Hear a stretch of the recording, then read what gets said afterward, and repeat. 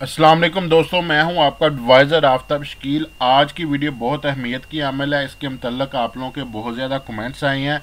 आज की वीडियो में मैं आपको बताऊंगा कि क्या पोता अपने दादा की विरासत में से हिस्सा ले सकता है जबकि उसके वालिद की वफ़ात जो है वो दादा के फोत होने से पहले हो चुकी हो।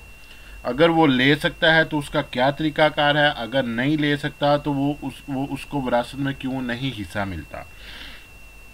महकमा माल में दो चीज़ें हैं। नंबर वन पे क्या है कि अगर बेटा या बेटी अपने वालद यानी जो उसका सरबरा है, जो उसका विरासती मालिक है, उससे पहले बेटा या बेटी जो है वो फोत हो जाती है तो उसको जो है वो विरासत में से हिस्सा नहीं मिलता। उसकी वजह क्या होती है? उसकी वजह ये होती है कि अगर उसको विरासत में से हिस्सा दे भी दिया जाए कि वो उसका वालिद जो है वो बाद में फ़ौत होता है, बेटा पहले फ़ौत हो जाता है, पहले फ़ौत होने पर भी अगर महकमा माल उस बेटे को विरासत में से हिस्सा दे भी दे, उसका हिस्सा निकाल भी दे, उसके नाम पे लगा भी दे, तो फिर भी वो उस बंदे की शादी तो नहीं हुई होती, वो कुंवारा होता है, तो उसका जो विरासत में हिस्सा आएगा वो वापस उसके बहन भाई और उसके वालिद को वापस चला जाएगा। इसलिए महकमा माल ने जो ये कानून बनाया हुआ है कि जब उसके पहले फोत होने के बाद उसके बहन भाइयों उसके वालिद को हिस्सा वापस जाना है तो क्यों ना पहले ही इसको हिस्सा ना दिया जाए।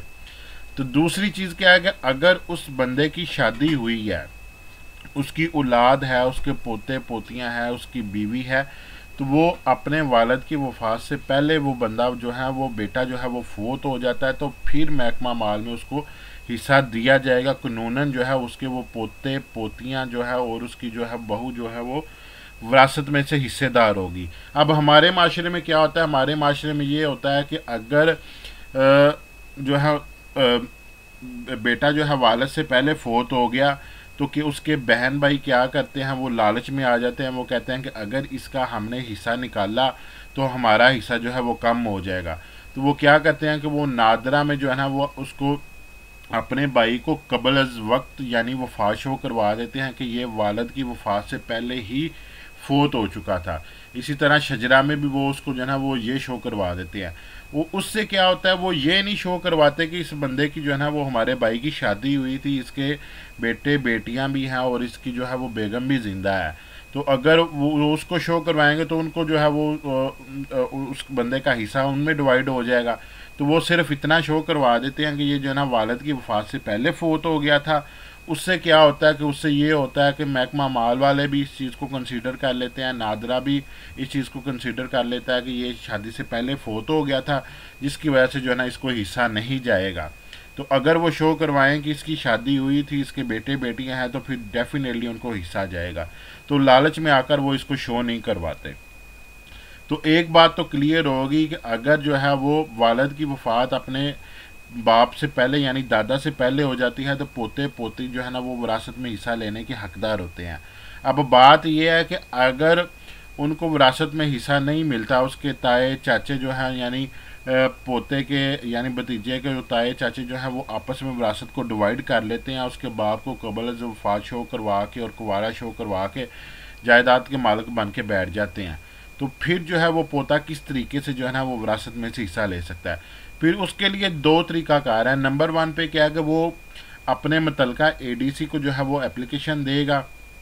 एप्लीकेशन में लिखेगा जी मैं, उससे पहले वो नादरा से अपना एफआरसी निकलवाएगा और अपना जो है वो आईडी कार्ड की कॉपी वगैरह जो है वो सबके साथ अटैच करेगा।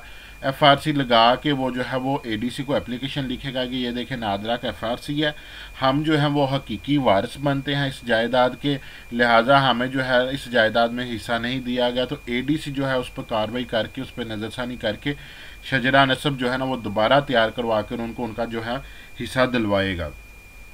अगर एडीसी की तरफ से उन्हें कोई जो है वो रिस्पांस नहीं मिलता या को कहते हैं कि हम एडीसी के पास जाएंगे तो हमारे ताए चाचे को इतने ज़्यादा वो स्ट्रांग है, इतने ज़्यादा लिंक है कि वो एडीसी को सिफारिश करवा के जो है ना वो हमारी एप्लीकेशन को रद्द करवा देंगे, या उन्होंने एडीसी को एप्लीकेशन दी, एडीसी ने किसी वजह से उसको रद्द कर दिया, तो दूसरा उनके पास जो रास्ता ये है कि वो अदालत में यानी सिविल कोर्ट में जाकर जो है ना वो अपना केस दायर कर सकते हैं कि हम जो हैं वो हकीकी वारिस हैं, उसके लीगल डॉक्यूमेंट्स ये हमारे पास हैं, हमें इस जायदाद में से हिस्सा नहीं दिया गया, लिहाजा हमें जो है ना इस जायदाद में से हिस्सा दिलवाया जाए।